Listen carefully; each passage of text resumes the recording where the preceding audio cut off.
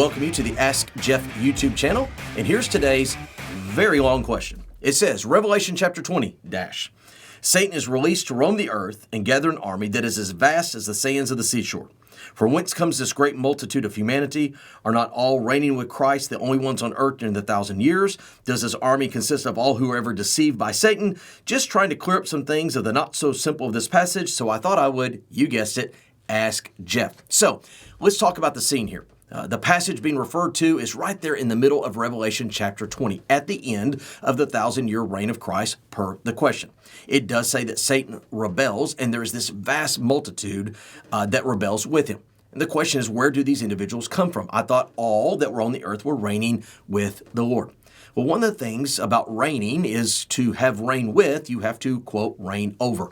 In Matthew chapter 25, when Jesus literally descends, Battle of Armageddon, and establishes his kingdom, it says there are those that inherit that kingdom. Now, there's others that go to the lake of fire, but those who inherit the kingdom are the residences of the kingdom. They are not, quote, born again. They do not have linen robes of righteousness. They do not have their new immortal, eternal bodies. They're just as mortal as you and I today.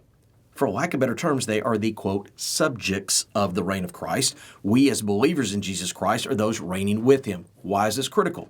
Studies have been done. What if over 1,000 years, maybe the curse of childbirth and the pain thereof was lessened and Jesus is on the throne? Basically, you do some simple math. There could be more people on planet Earth than even there are today. Why is that critical? Vast as the seashore, great numbers. Those that are deceived by Satan are those who inherited were in a mortal state, even though Isaiah says that a young child will be hundreds of years of age because Satan is bound in the bottomless pit. So again, multi-set of questions. Yes, believers in Jesus Christ get to reign on the earth with him. Those subjects are still in a mortal, earthly, shall we say, body, who will then be subject to a very important decision.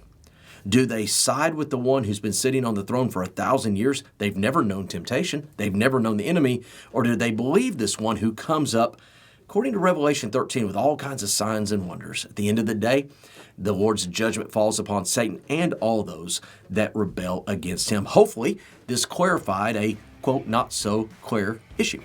Great question. If you have one, send it to AskJeff.net. Maybe your question will be tomorrow. Thanks for being a part of today's daily question. Now, we answer a question each and every day. Please feel free to submit a new question at AskJeff.net. We may not have gotten to yours today, but we eventually will continue to be a part of this. Subscribe so you don't miss out on a question every day.